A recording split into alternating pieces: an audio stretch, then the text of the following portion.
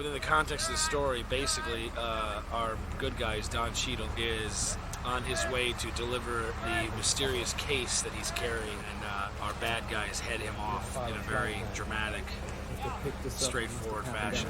Watch it! Watch it!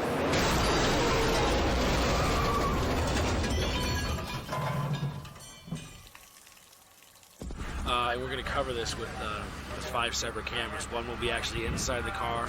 There'll be another side mounted, which will be shooting high speed. It's a one-take deal, so you have to pour on the resources. So every camera we have on this show is going into this one shot. So that the Hummer will collide up in this area, and this will absorb that impact and look more dramatic when the hood pops off, the windshield blows out, and all this heavy matter on the engine block is removed so that the crumple zone gets bigger, so that means it looks more dramatic. And we're going to have a Humvee come along at 50 plus miles an hour and head on. So there's going to be a lot of glass, a lot of pain, a lot of misery.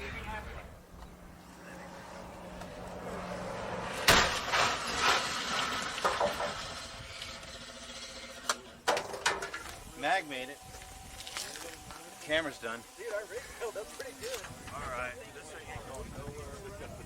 Right, because if there was nothing holding it there, it would have just rolled right out of the shot. The front wouldn't have caved in as much as it did, so we tried to anchor it down, put 2 big bolt bricks in the ground and 4 wraps of 1/4-inch cable, so to really try to hold it there so we could see the front of it crush. So it was a good hit. It was a real good hit. Got my finger a little bit, my chest, just winded, but it'll feel better when it good. quits hurting. Yeah, it'll hurt more tomorrow. Yeah.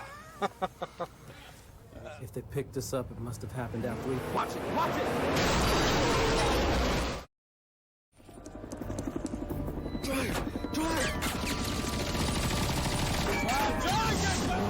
When you have a really cool story, whether you're an independent filmmaker or you're doing something like this, story sells it all. So he's real enthusiastic, great to work with the actors, you know. And I'm watching him block out shots, knows exactly what he wants, you know. So if you wanted to, you could select any one of several ways to approach a character, like this one I'm doing.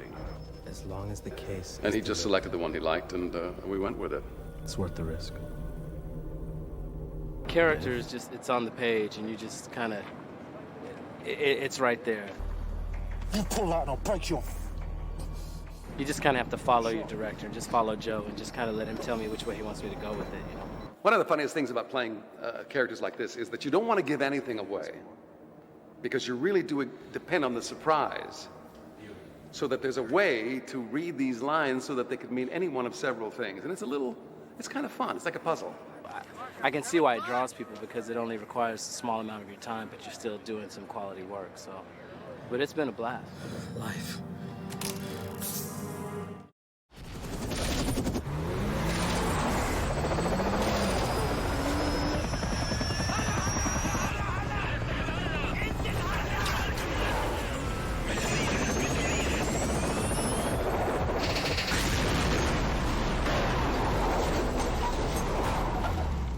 What's going on here is that we got the helicopter, which figures it has this corner because it's kind of at the river's edge. It's just going to kick up a tremendous dust storm, like this kind of dust tornado that's going to envelop the chopper. There's always one great angle of any shot. That's the one you want to go with. It's a hell of a lot of work for a one-shot deal, I'll tell you that. If he clears, don't blow the gag. I mean, if he's out here, do not do it. We just cannot. We got one shot, guys. That's After all I'm crashing saying. the One bridge, shot. we had to shoot 2 different plates. One with the explosion on the bridge and the Z4 driving underneath the bridge, and the second plate was done with the helicopter just missing the bridge. And then what we do in post is take the 2 shots, marry them together. When the actual explosion goes off, then you remove the rest of the helicopter going through the scene. And then right out here and hanging off the bridge, we had a naphthalene pack and some debris ready to break and fall free. We set it all off at one time. It's a big explosion, big hot fire, black smoke, and everything like that.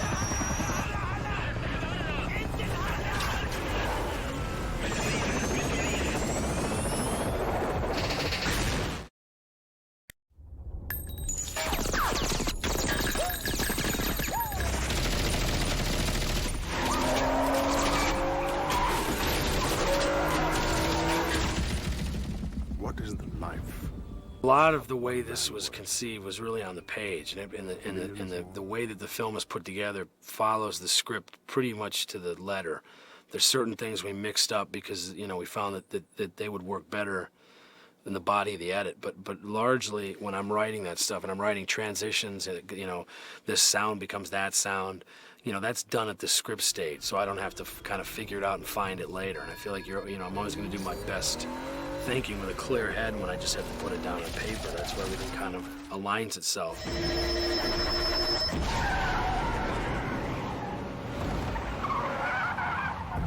There's not a whole lot in there that wasn't scripted. And, you know, you take some of your favorite movies and take out the sound, take out the soundtrack, take out the score. There's no question the experience is lessened. What is it? Is it chemical? Go! Is it biological? It's neither. So what is it then? How we would tell the story and what information we choose to put out there and what we would choose to withhold. And I thought that there could be something really, I think the fragmentation and the way that it's told was really interesting to me, and to really hold the MacGuffin, which is the big reveal for the end. Half a century. And if I fail,